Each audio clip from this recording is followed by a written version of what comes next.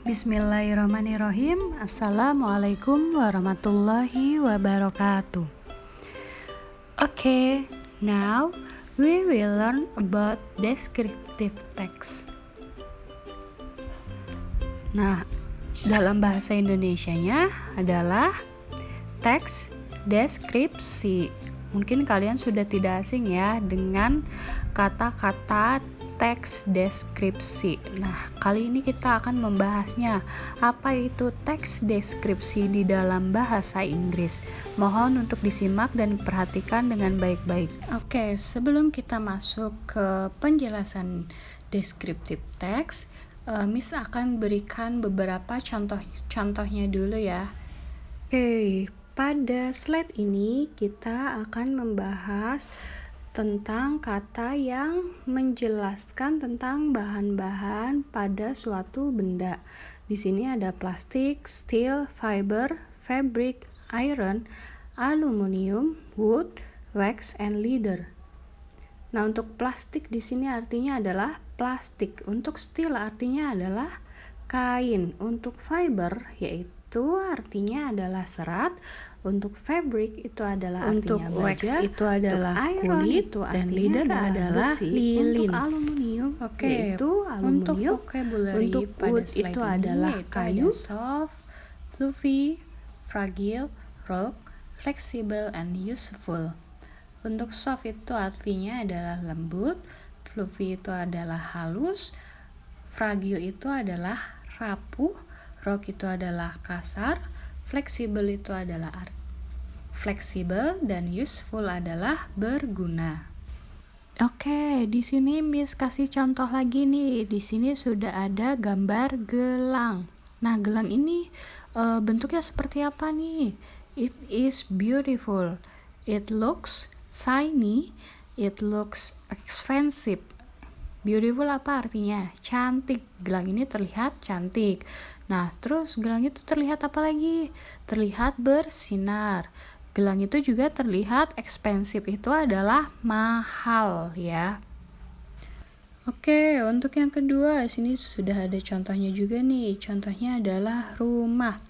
How does this house look? Nah, rumah ini tuh bagaimana sih? Nah, di sini sudah ada jawabannya. It looks cozy, it is simple, it is small. Nah, untuk yang pertama itu artinya apa? Rumah itu terlihat nyaman. Yang kedua, rumah itu terlihat sederhana. Yang ketiga, rumah itu small artinya apa? Kecil ya.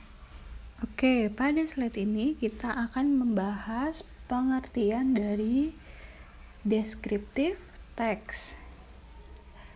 Description is a text which describe a particular person, place, or thing. Nah, biasanya teks deskripsi ini memakai simple present tense. Dan struktur dalam teks deskripsi itu ada dua. Ada identification, ada description. Untuk yang pertama itu adalah identifikasi, dan yang kedua itu adalah deskripsinya. Oke, untuk yang selanjutnya di sini ada purpose, yang artinya adalah tujuan dari teks deskripsi itu apa sih? Nah, di sini sudah ada 3. Ada to introduce them, to identify them, to express good or bad opinion about them. Yang artinya adalah apa nih? Introduce, yaitu memperkenalkan benda itu atau orang itu ya, atau tempat itu bisa. Nah, untuk yang kedua to identify, untuk apa? Untuk mengidentifikasi mereka. Nah, mereka di sini apa? Bisa benda, bisa orang, bisa hewan, bisa tempat ya. Dan yang ketiga di sini artinya apa? Untuk mengungkapkan pendapat baik atau buruk tentang benda tersebut atau tentang orang ya. Nah, di sini sudah ada contohnya lagi nih tentang my new backpack. Ransel baruku. I have a new backpack. Its color are red and gray. I always bring it when I go to school. It is made of strong fabric. There are some parts of my backpack. The first is the pocket. I put my money and my library card in the pocket. The second part is the main part. I put my books and pencil case in this part. The third part is a small pocket at the left side of the backpack. I keep a bottle of water in this pocket. Yang artinya I have a new bag. Saya mempunyai ransel baru. Its color are red and gray. Warnanya apa? Merah dan abu-abu. I always bring it when I go to school. Saya selalu membawanya ketika saya berangkat ke sekolah. Pergi ke sekolah ya. It is made of strong fabric. Nah, tas saya atau ransel saya itu terbuat dari kain yang kuat. There are some parts of my backpack. Nah, jadi di tas ransel saya ini ada beberapa bagian. The first is the pocket. Nah, untuk saku yang pertama itu saya biasa menaruh uang saya dan kartu perpustakaan. Nah, the second part is the main part. Nah, untuk bagian yang kedua itu adalah bagian utama. I put my books and pencil case in this part. Nah, biasanya saya menaruh tempat pensil dan buku-buku di mana? Di bagian utama tas ransel saya. The third part is a small pocket. Nah, jadi yang ketiga itu adalah saku kecil yang ada di sisi kiri.